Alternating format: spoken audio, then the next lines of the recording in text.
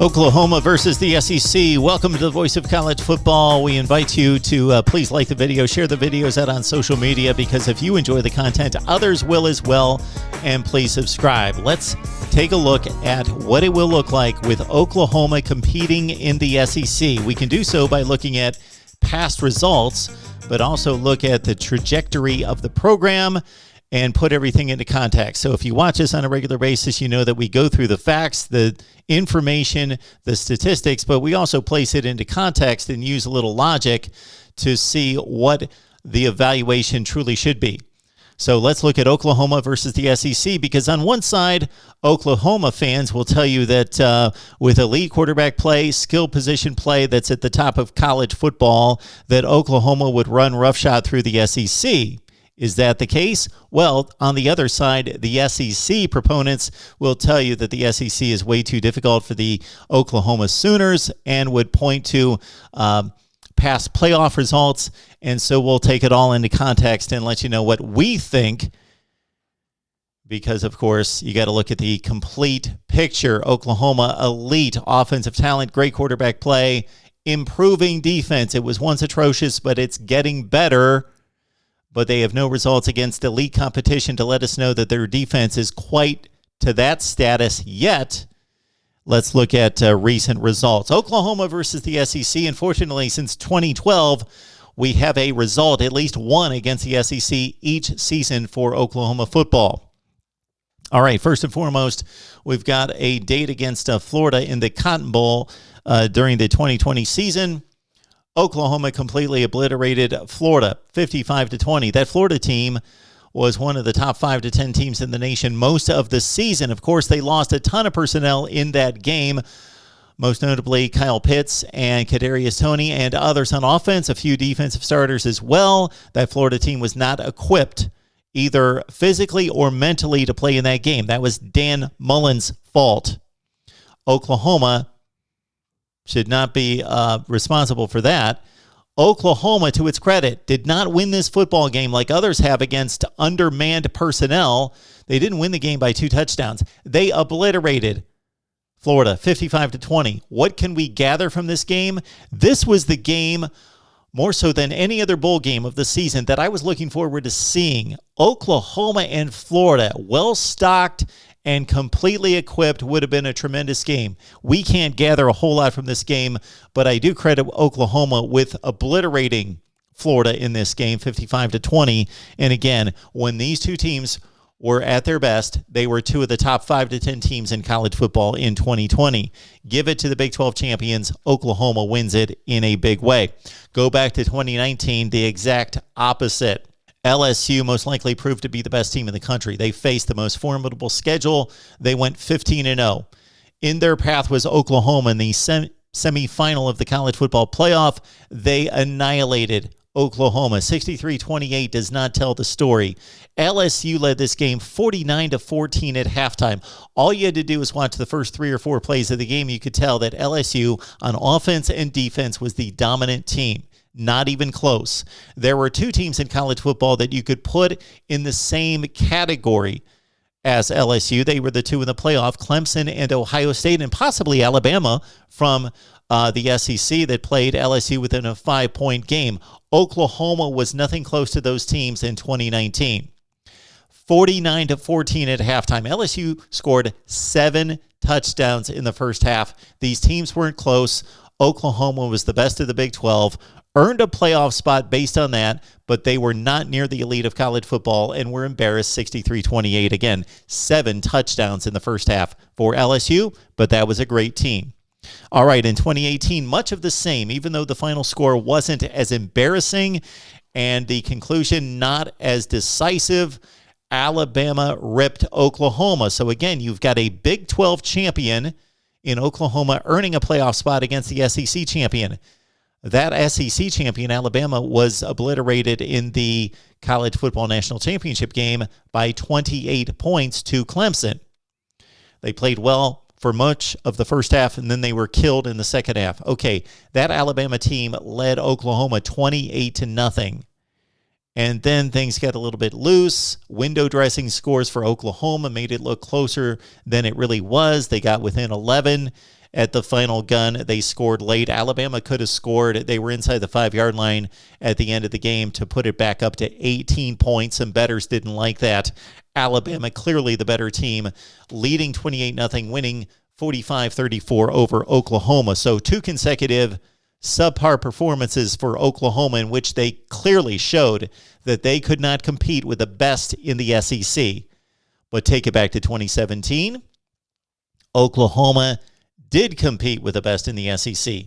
Georgia won the SEC. Georgia played Oklahoma at the Rose Bowl in an epic game. And Oklahoma led that game by 17 points with Baker Mayfield at quarterback. Georgia's ground attack took hold in the second half, and they won it, of course, in overtime, 54-48. That Georgia team went on to lose the national championship game in overtime as well to Alabama. That Georgia team was not the best in the country based on the results, but based on talent and performance, they were arguably the best team in college football. And Oklahoma, at least on that day at the Rose Bowl, stood toe-to-toe with Georgia. So the 2 embarrassments against the SEC countered with the epic down-to-the-wire clash against Georgia. So give Oklahoma some credit in 2017. The 2016 matchup against Auburn in the Sugar Bowl needs to be put into context. Oklahoma was the best team in the Big 12. They won the championship. They did not get an invite to the playoff, so they barely missed the playoff. They go to the Sugar Bowl as the number 1 seed in the Big 12. Of course, Alabama went to the playoff. Therefore, the SEC was looking for its number 2 seed to go to the Sugar Bowl.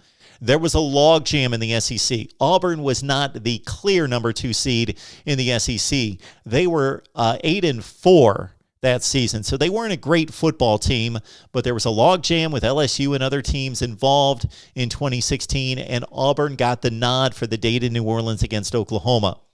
The Sooners won, not a blowout, but they were decidedly the better team in the game. They won 35-19. It was not a close game in the second half, but it was a comfortable win for Oklahoma, but not a blowout against Auburn. Well, that Auburn team finished 8-5, barely ranked against an Oklahoma team that, again, won the Big 12 championship, so they should have done that to Auburn in that Sugar Bowl game. Go back to 2015. Oklahoma played a home-and-home series against Tennessee. The results are interesting because in 2015, Oklahoma would eventually finish 11-2. They went to the playoff as the Big 12 champion and lost to Clemson. They played at Tennessee in Knoxville. That Tennessee team was actually Butch Jones' best team and the best Tennessee team we've basically seen since 2007 until now. Back-to-back 9-4 finishes under Butch Jones, and that Vols team led Oklahoma by 2 touchdowns in the fourth quarter. They blew it. They lost in overtime 31-24. So credit Oklahoma with a win against a quality SEC team on the road. But again, they're the Big 12 champion. Tennessee was about the 4th or 5th best team in the SEC. They did finish a strong 9-4 with a bowl win and a top 15 finish. So good win for Oklahoma, but they should have won that game against the top 4 to 5 team in the SEC in Tennessee. Go back to 2014. Tennessee not as good at 7-6, but Oklahoma had a down year at 8-5. They were blown out in a bowl game against Clemson that season. Oklahoma wins at home against Tennessee in 2014, 34-10, a result that you would expect from a team from the Big 12 against the SEC at that level. All right, let's go back to 2013 and a game that Oklahoma fans love. Alabama was arguably the best team in the country despite the results. They lost the kick 6, crazy finish. We all know it. It's historic. They lost the kick 6 to Auburn. That denied them the SEC championship and shot at the BCS championship game against Florida State. Therefore, Alabama's relegated to the Sugar Bowl. Oklahoma had an up-and-down year, lost a few close games, were blown out in to Baylor that particular season. Anyway, they lost a couple games, still won the Big 12 championship, went to the Sugar Bowl as a 2-touchdown underdog against Alabama, expected to be blown out. Oklahoma pulled the shocker, 45-31 in that game. Did Alabama want to be there? Regardless, we can't conjecture on that. Alabama showed up. They played a game. Oklahoma was the better team on that night. They won by 2 touchdowns to my surprise and others, 45-31. Great win for the Sooners in defeating one of the 3 or 4 best teams in the country, Alabama. Take it back to 2012. Not a good look for Oklahoma and the Big 12 in this one. The Sooners tied for the Big 12 championship with Kansas State at 8-1. They were facing Johnny Manziel and Texas A&M in the Cotton Bowl. Texas A&M lost 2 games. They whipped Oklahoma by 28 points, 41-13. So Oklahoma loses this one as the Big 12 co-champion to a Texas A&M team that lost twice in the SEC, and they lost by 4 touchdowns. Prior to that, prior to 2012, Oklahoma with not a ton of matchups against the SEC.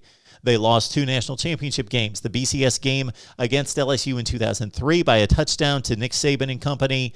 And then, of course, the game against Tim Tebow in Florida. Urban Meyer and company beat Oklahoma in the 2008 BCS championship game 24-14. So this is how it sizes up for Oklahoma. Interestingly enough, as you go back through the decades, even though Oklahoma has had consistent contests with the SEC recently, from 1982 against Kentucky until 1999 in the Independence Bowl against Ole Miss, Oklahoma did not face an SEC team for 17 years. If we take it back to the year 2000, Oklahoma is 8-6 against the SEC. What does this tell us? Well, we need to look at the current Oklahoma program, of course, against Lincoln Riley. Lincoln Riley, in taking over a strong top 10 program from Bob Stoops, has upgraded the talent, has improved the defense. Now, is that defense ready for the SEC, ready for the elite teams in the SEC? Based on the last few years, it doesn't appear so, but they played much better and appear to be much better here going into 2021. Oklahoma prolific on offense. You've got to expect, with the upgrade in the SEC, that those 1-2 loss Oklahoma teams would have lost another game or 2. A lot of those seasons might have turned into 8-4, 9-3 seasons. But when Oklahoma's been on its best, at its best, can they make it through an SEC season at 10-2, 11-1? Of course they can. But there will be more losses in store for this Oklahoma team, definitely based on these results that we're seeing in the past 10 years, coupled with the excellent recruiting of Lincoln Riley, but with this daunting SEC schedule that Oklahoma is going to face. Again, 8-6 against the SEC in the last 20 years, and we see the results going back, facing an SEC team every year since 2012. Oklahoma, during that span, are 5-5 against the SEC. Your thoughts about Oklahoma and the competition against the SEC right here at the Voice of College Football. We will see you next time.